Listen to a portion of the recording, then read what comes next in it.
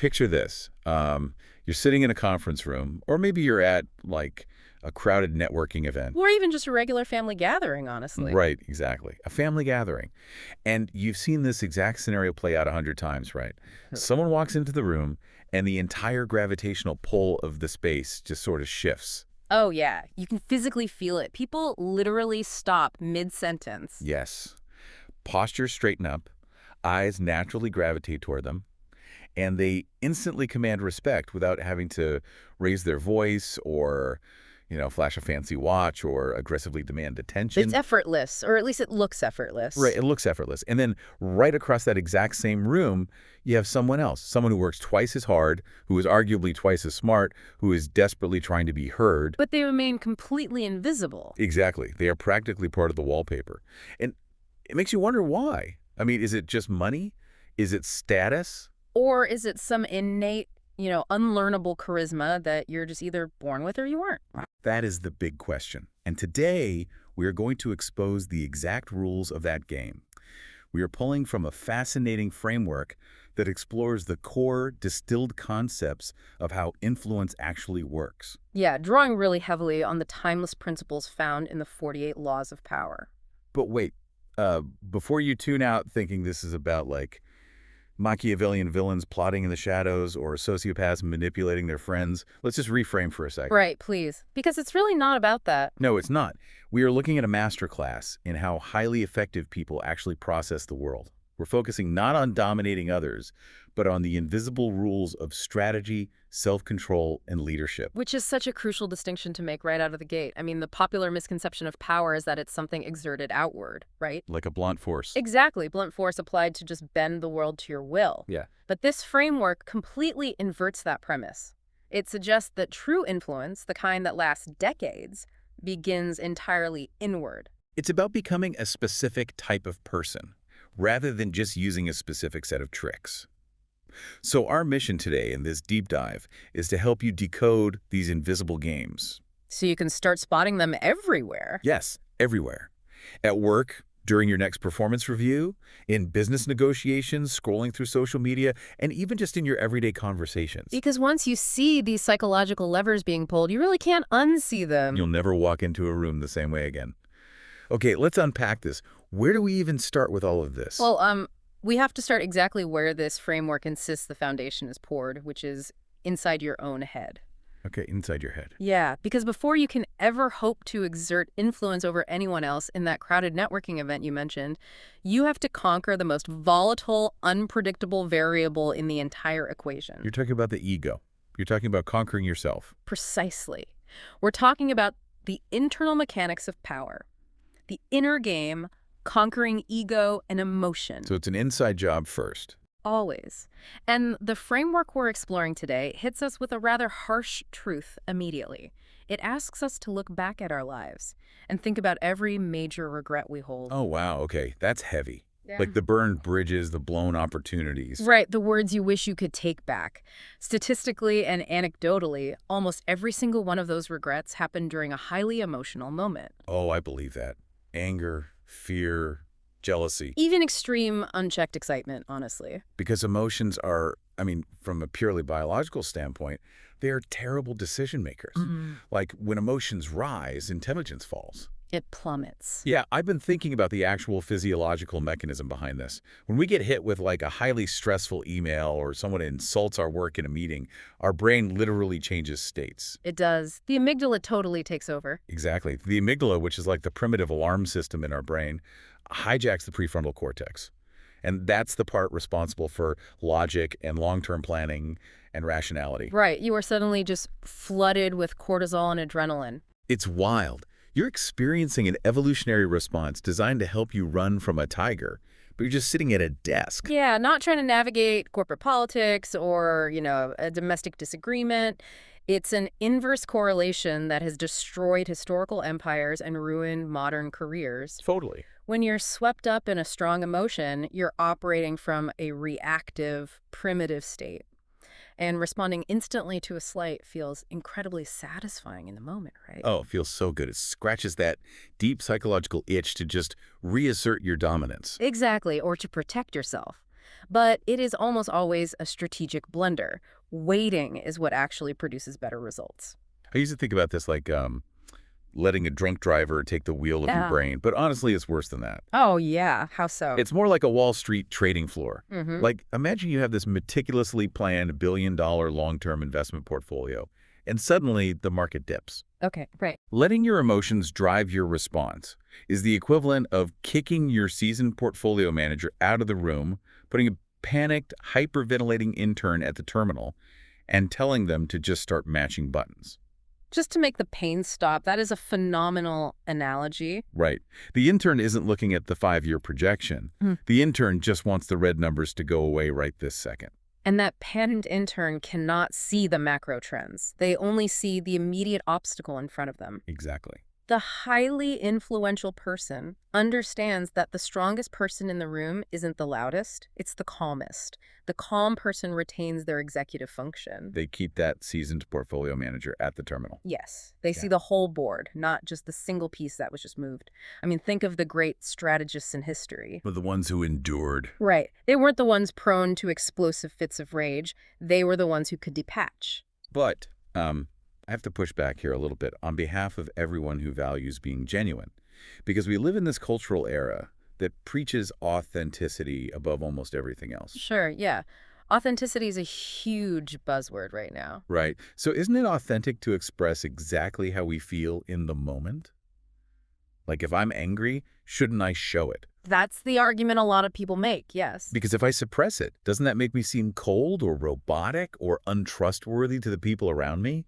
We're constantly told to bring our whole unfiltered selves to the table. It's a very common modern pushback, but it really requires us to draw a sharp, distinct line between two entirely different psychological concepts. Okay, what are they? The difference between feeling an emotion and acting on an emotion.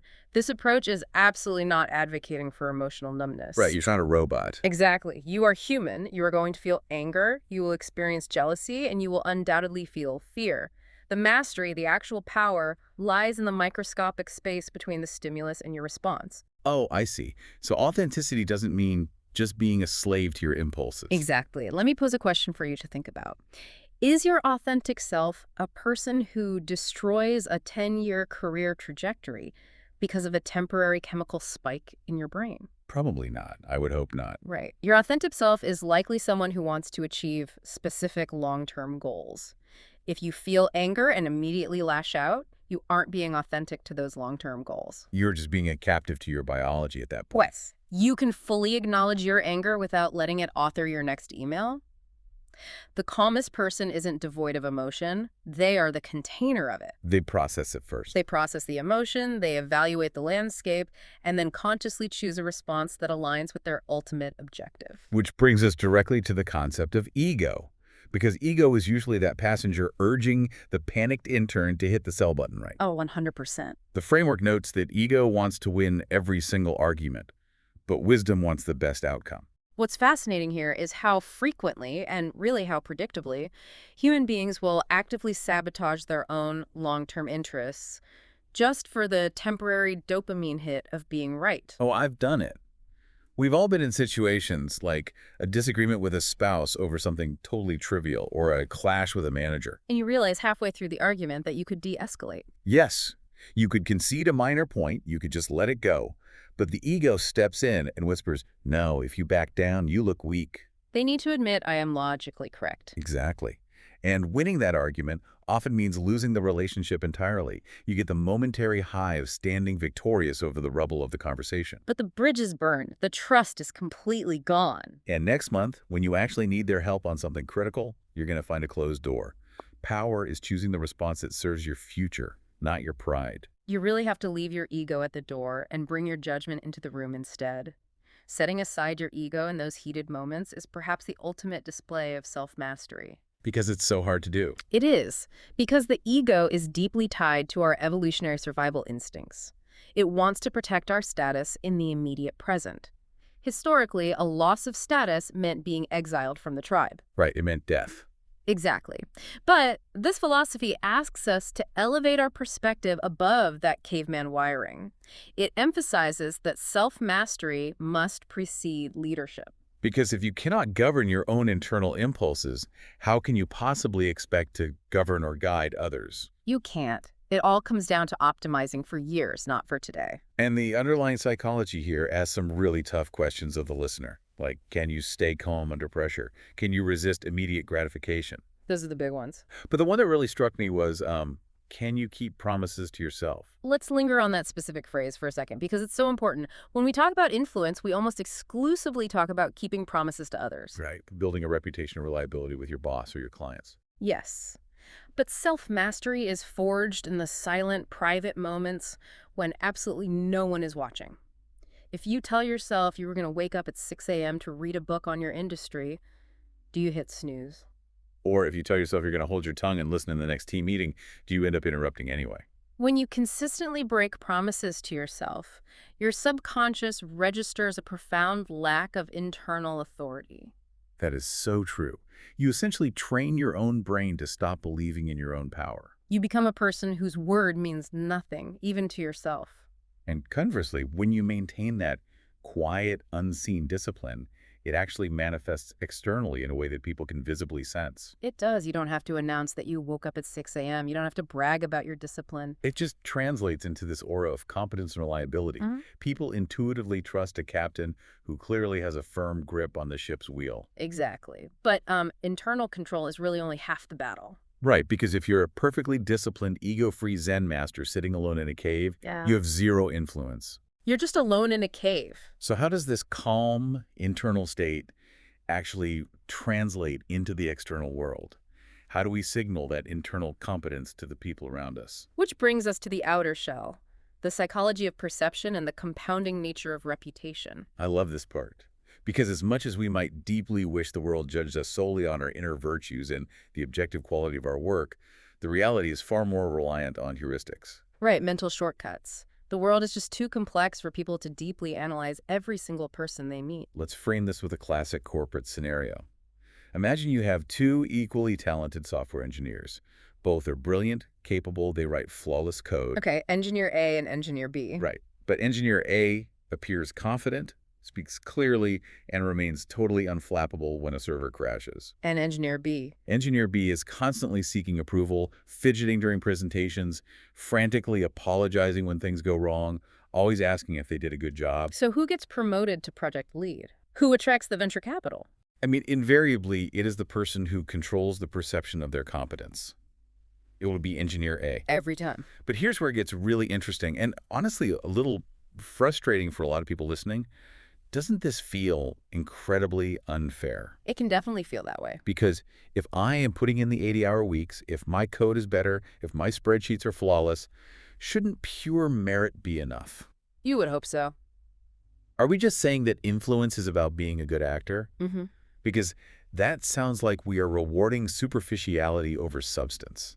It is entirely understandable to feel a deep sense of friction with this concept. I mean, we are raised in school systems that preach the ideal of a pure meritocracy. Right. Get the A on the test, get the reward. Exactly. That your work should speak for itself. Yeah. But human beings are not omniscient. Your boss, your clients, your peers, they cannot plug a USB cable into your brain to measure your exact level of competence. So what are they relying on? They are relying on evolutionary biology. How so? What is the biology behind this perception? Humans are wired to constantly scan their environment for visual and behavioral cues to determine who is safe, who is capable, and who is a leader. Just automatically scanning. Yes, it comes down to the sympathetic nervous system and mirror neurons. When we see someone who is frantic, fidgeting, or seeking constant validation, their anxiety triggers our mirror neurons. We subconsciously feel their stress. Exactly. Our brain interprets their lack of physical control as a signal that the environment is dangerous or that they are incompetent to handle it. So they are literally using our physical behavior as a proxy for our technical competence. Yes. When you display calmness and physical stillness in a high-stress situation, you are signaling to the tribal, primitive brain of the observer, I am not threatened by this environment, therefore I must be highly capable of handling it. Wow. And when you seek approval constantly, you signal insecurity. Which translates to the observer as, if they aren't sure they can handle it, why should I be sure? It's not about tricking people or being a fraud. That's the key distinction here. Absolutely not. It is about learning how to accurately and effectively translate your underlying value into a biological language the human brain inherently understands. That's exactly it. If you have the merit, but you refuse to manage the perception, you're essentially speaking English to someone who only understands French, and then getting mad at them for not understanding you. You're hiding your light under a bushel and blaming the room for being dark. That is a perfect way to conceptualize it. You must master the translation of your competence. And speaking of things the world understands, this framework places a massive emphasis on the concept of reputation. It refers to reputation as invisible wealth. Invisible wealth. I love that phrasing because it functions exactly like financial wealth. Like, think about Warren Buffett. Right, the master of compounding. He famously said it takes 20 years to build a reputation and 5 minutes to ruin it. This framework suggests that reputation compounds, just like compound interest in an index fund. It absolutely does. When you make a deposit, say, delivering on a massive project exactly when you said you would, or maintaining your composure when a client yells at you, it seems small in the moment, just a tiny fraction of a % of interest. But you do that consistently over 5, 10, 20 years. The interest starts earning interest. Your reputation begins to precede you. People you have never even met will recommend you for lucrative opportunities because the broader network has absorbed your compounded credibility. You walk into a room, and you already have the benefit of the doubt. Your ideas are given more weight. Your mistakes are forgiven more easily. That is the invisible wealth doing the heavy lifting for you. But, the shadow side of that compounding interest is the absolute fragility of the principal investment. Right, it can all be wiped out. Which is why our earlier discussion on emotional control of the prefrontal cortex was so paramount. One furious outburst where you hurl insults at a colleague. Or one ego-driven decision to cut an ethical corner to make a quarterly number. And you don't just lose the interest you earn that month. You wipe out the entire account. The trust is gone, and the compounding starts over from zero. You can never, ever trade long-term credibility for short-term emotional gains. Which perfectly sets up the tactical approach to protecting that precious reputation, right? The strategic power of non-reaction. Yes, because if you are doing anything of value in the world, you will inevitably be criticized. You will be attacked by people who feel threatened by your trajectory. Always. And the amateur instinct is to fight back against every single insult. But the masterful approach recognizes that not every disagreement deserves your energy. Sometimes the greatest display of confidence and the best way to protect your reputation is refusing to participate entirely. This is such a tremendous stumbling block, though.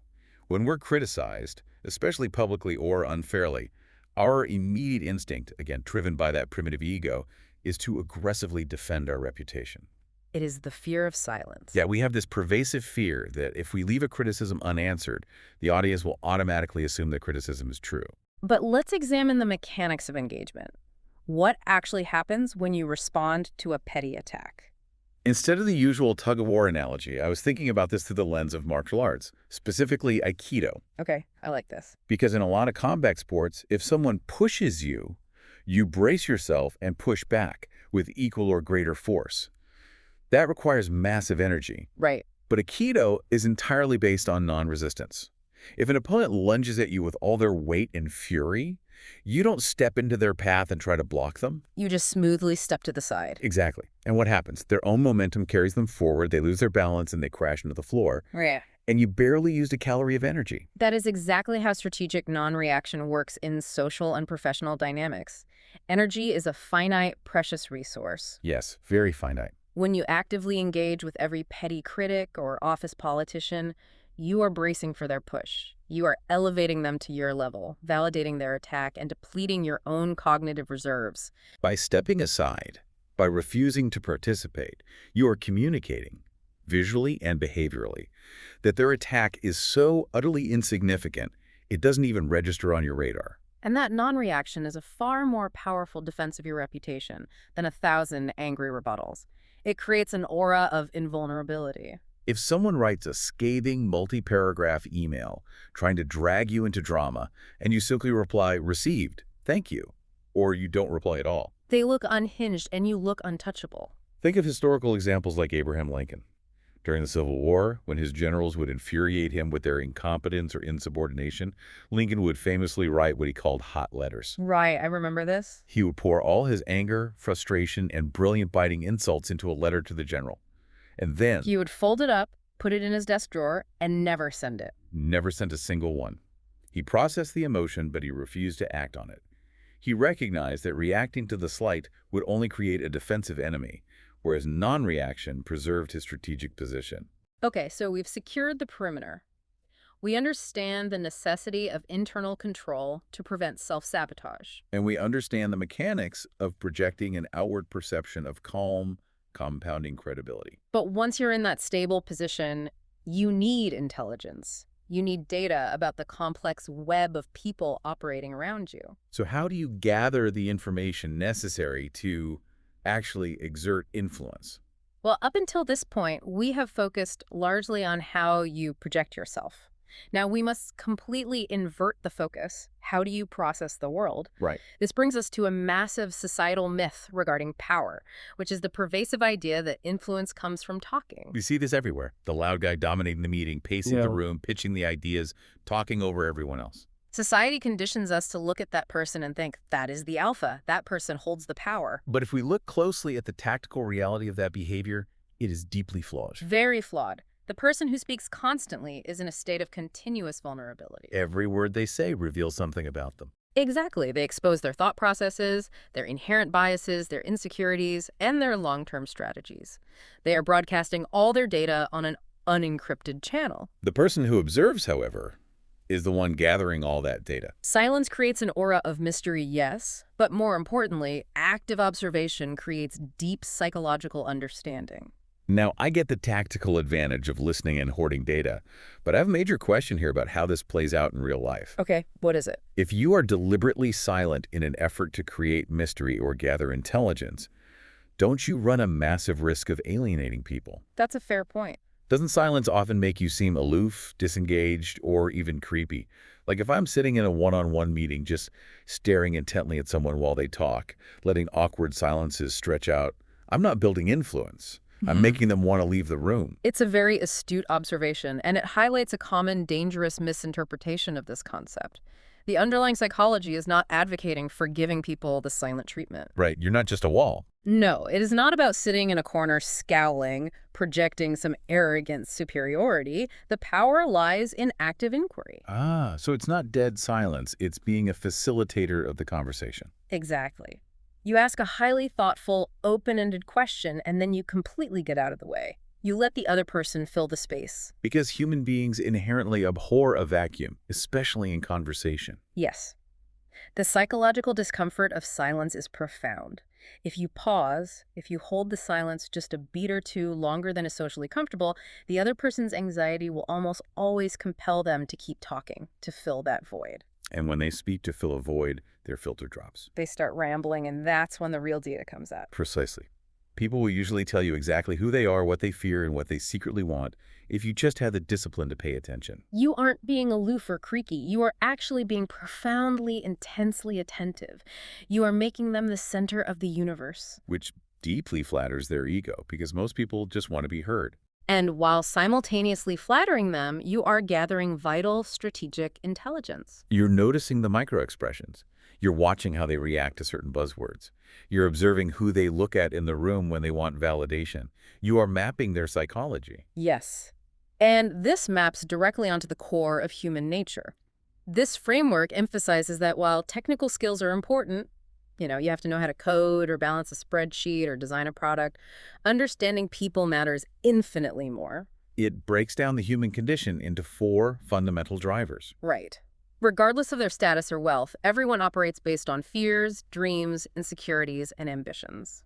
If we connect this to the bigger picture, understanding these 4 elements isn't just about being a compassionate friend or a good therapist. It's about having the keys to the kingdom. Completely. If we connect this to the bigger picture, the entire concept of empathy is reframed. Reframed how? We typically view empathy purely as a moral good, the ability to feel compassion for someone else's struggle, and society needs that. But in the context of strategy and influence, empathy is a highly tactical advantage. It is the ultimate radar system. Walk me through a scenario where empathy functions as a tactical radar system, Okay, let's look at one. because it sounds like it walks a very fine line between understanding someone and preparing to exploit their weaknesses. It is a profound tool, and like any tool, the intent matters. But let's look at the mechanics. Let's say you are trying to convince your department head to fund a radical new project you've designed. Okay. The amateur approach is to pitch the project based on what you care about. You might pitch them on how innovative it is, how it will disrupt the industry, how it will put the company on the map. Right, because that's what's exciting to me. Exactly. But because you have been practicing active observation, your empathy radar has picked up crucial data about this department head. Okay, what kind of data? You've noticed that they are deeply risk averse. They're 2 years away from retirement, and their primary subconscious driver is a fear of failure and an insecurity about preserving their legacy. Oh, wow. So your pitch about radical disruption and innovation is actually triggering their amygdala. Exactly. You are setting off their internal alarm system without even realizing it. You are speaking to their fears, not their ambitions. Because you observe them, you know you have to translate your pitch. You frame the exact same project around safety and legacy. You say, "This project is the safest, most reliable bet we have to secure our department's budget for next year and cement our legacy of stability." You align your goals with their internal reality. Influence begins with that tactical empathy, not with brute force manipulation. Yes, manipulation is trying to force someone to do something against their own interests. Influence, rooted in observation, is understanding what they already want or fear, and seamlessly positioning your objective as the solution to their internal puzzle. You cannot negotiate, lead, or solve complex problems effectively if you are completely blind to the human elements driving the people across the table. Well said. Gathering this data is essentially drawing a map of the territory. But once you have the map, you have to start walking. Which brings us to the next phase of this framework. We are moving from observing people in isolation to actively intertwining our lives with theirs. How do we build alliances? Because once you understand people's fears and ambitions, the next logical step is figuring out how to interact with them in a way that makes you utterly indispensable. The psychology introduced here completely dismantles the traditional Hollywood view of power grabbing. Right, the ruthless, backstabbing executive who rules through terror. Exactly. That is a cinematic trope, not a sustainable reality. This approach argues that real, enduring influence is never built on fear. It is built on usefulness. This was my absolute favorite paradigm shift in the entire philosophy. It says, stop walking into rooms asking, how can I gain influence over these people? And start asking, how can I become the most valuable person to these people? It completely changes the energetic signature you bring into a room. Totally. Instead of walking in like a parasite trying to extract status and attention from the group, you walk in looking for ways to inject solutions. Value creation is the law of gravity in any social, corporate, or political dynamic. People vividly remember those who solve their problems. The ones who clear roadblocks and who actively improve their lives. Value naturally attracts attention and loyalty. If you are consistently the person who makes things easier, clearer, or more profitable for the network around you, you never have to demand influence. It will be thrust upon you. People will naturally defer to you because your mere presence makes their lives better. And this feeds directly into the mechanics of building strategic relationships. The myth of the self-made success is just that, a myth. Every highly influential person stands on a massive, intricate network of trust. But there is a crucial distinction made here about the nature of those networks. Yes, that strong relationships are investments, not transactions. This is the dividing line between amateurs who flame out and masters who build empires. A transactional mindset operates like a petty accountant keeping a mental spreadsheet. Right. I introduced you to a client on Tuesday, so you owe me a favor by Friday. It is a zero-sum game, and the human brain is highly attuned to detecting that kind of transactional energy. People can smell it from a mile away. It breeds suspicion. They know you're only helping them as a pretext to extract something later.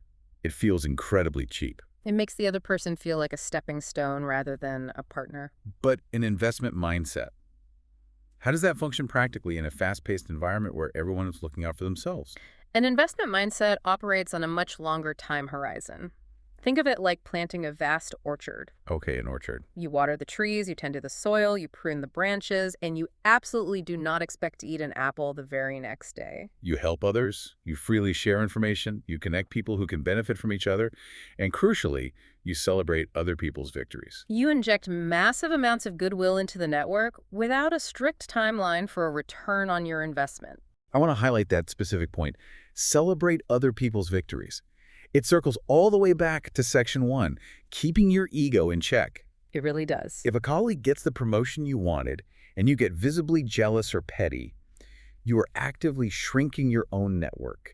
You are signaling insecurity. But if you genuinely celebrate them, if you support their transition, you become an indispensable part of their new elevated ecosystem. You ride the rising tide. Over time, an orchard cultivated with an investment mindset grows incredibly robust 3, 5, 10 years down the line when you actually do need something. Like a warm introduction to a CEO or a crucial piece of insider information. Or capital for a new venture. You don't even have to ask. The network rises up to support you because you have invested so heavily in its health. Strong relationships create a moat of opportunities that money literally cannot buy. But to build this orchard, to constantly learn from others and invest in them, you have to maintain a very specific, carefully calibrated posture. You can't be a pushover, but you can't be an egomaniac.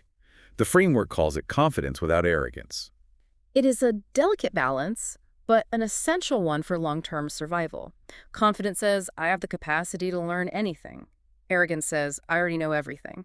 I was trying to conceptualize how arrogance actually harms us, beyond just making us unlikable. And instead of the cliché empty cup metaphor, think about arrogance like a pair of high-end noise-canceling headphones. Ooh, I like this. The way those headphones work is by listening to the outside noise and then actively generating an inverse sound wave to perfectly cancel it out, leaving you in total silence. Yeah. Arrogance functions exactly like that algorithm. When a mentor or a peer or even market data tries to give you new information that contradicts your beliefs, your arrogance actively generates a counter-frequency of excuses and dismissals to block out that data. You hear nothing but your own internal monologue. Exactly.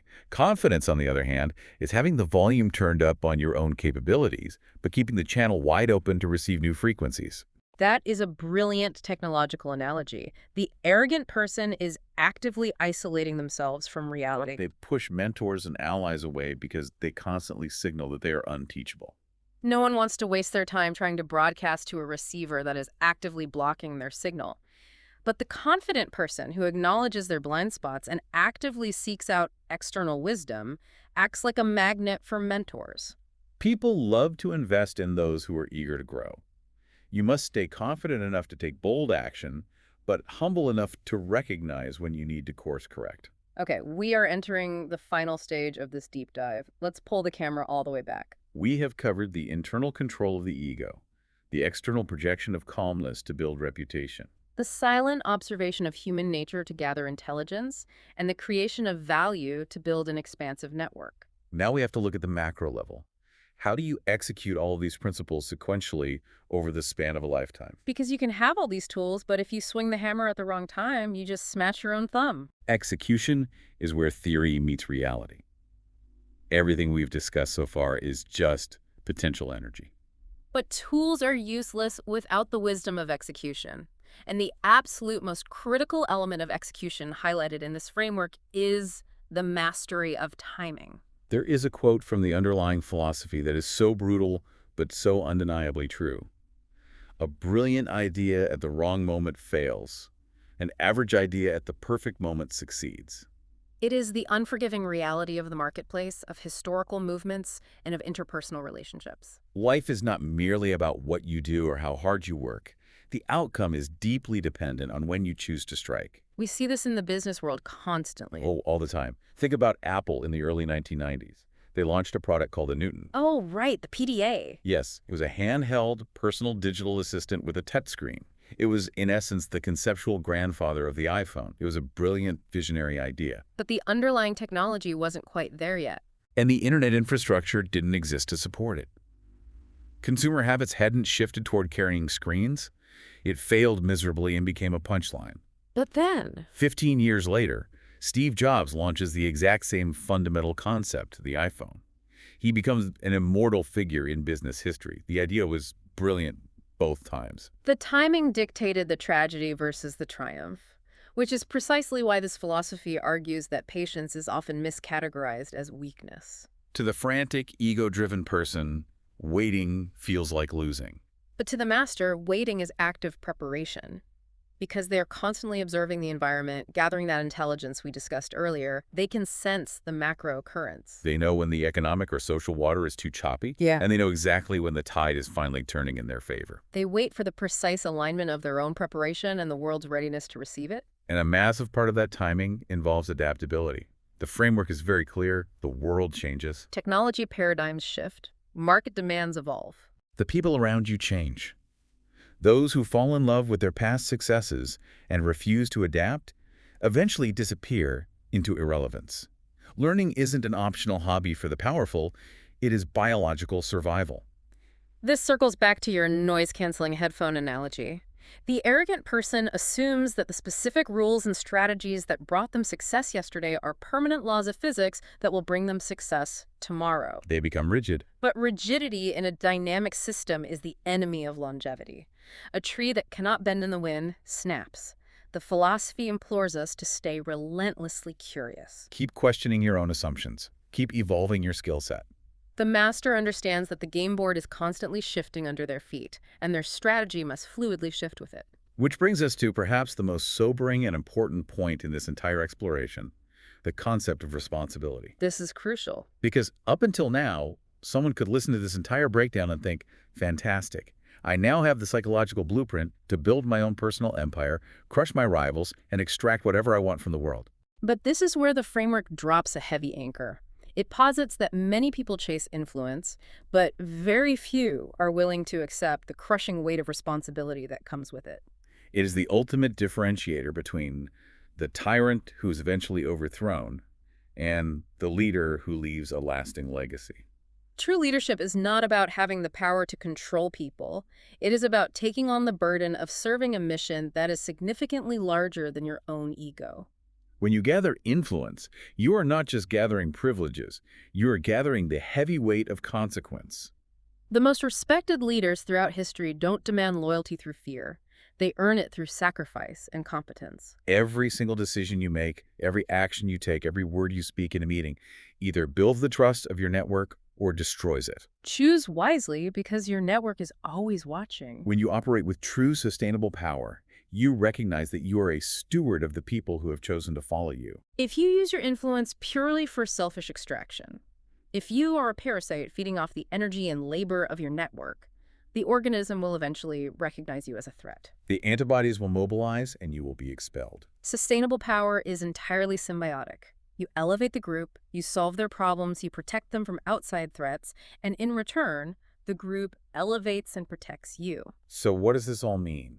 We've gone deep into the neurological control of the ego, the biological signaling of perception, the tactical empathy of observation. The creation of value and the patience of execution. If you had to distill the ultimate definition of power based on everything we've decoded today, what is the core beating heart of this philosophy? The underlying psychology provides a definitive, unshakable answer. It states that power, ultimately, is never about the domination of others. It's not about force. No, it is about total mastery of the self. It is the mastery of your primitive emotions, your daily habits, your outward communication, your compounding reputation, and your strategic decisions. Power without wisdom is just a destructive force that eventually consumes itself. But wisdom without action is just a philosophy that changes nothing in the real world. True, lasting influence comes from the disciplined combination of both. The strongest person in the room isn't the one who can force everyone else to bow to their will. It's the one who remains an immovable mountain of calm when everyone else loses control. This raises an important question, perhaps the most critical question for anyone listening today to ask themselves. How have you been defining strength in your own life? Have you been defining it as the ability to enforce your will on the world, to win the petty argument, to speak the loudest in the meeting, to never back down? Because this entire psychological framework suggests that those behaviors are actually glaring symptoms of weakness and deep insecurity. True strength is a quiet, impenetrable fortress of self-control. This has been an incredible paradigm shift. We've decoded the invisible game that is playing out in every office, every boardroom, and every social gathering. But understanding the game intellectually isn't enough. Passive consumption won't change your life. Don't let these ideas remain mere audio entertainment while you commute. If this deep dive resonated with you, if it changed the way you view human behavior, you have to run an experiment. Just choose one principle. Yes, choose just one principle from everything we unpacked today. Maybe it's practicing active inquiry and allowing silence to do the heavy lifting in your next one-on-one. Or maybe it's refusing to pick up the rope and deploying the Aikido method of non-reaction when someone inevitably criticizes you this week. Or maybe it's actively looking for a way to inject value into a colleague's life without keeping score. Choose one principle, apply it relentlessly this week, and carefully observe the results. Watch how the gravity of the room begins to shift around you. And as you embark on that experiment, I want to leave you with a final, lingering thought to explore on your own. We established at the very beginning that the highest form of power isn't controlling others. It is becoming entirely impossible to control. But to become impossible to control, you must know your own vulnerabilities better than anyone else does. Take a moment to look inward today. Be ruthlessly, uncomfortably honest with yourself. What is the one specific insecurity, the one lingering fear, or the one deep-seated emotional trigger in your life right now that someone else could most easily use to pull your strings? Identify that invisible string. Is it your need for your boss's approval? Is it your fear of looking stupid in front of your peers? Is it your jealousy over a specific person's success? Find it, because once you locate that specific vulnerability, you have found the exact coordinate where your journey toward true mastery must begin. You can't cut the string until you know exactly where it's attached. Incredible. Next time you walk into a crowded room, just remember, the invisible game is always happening.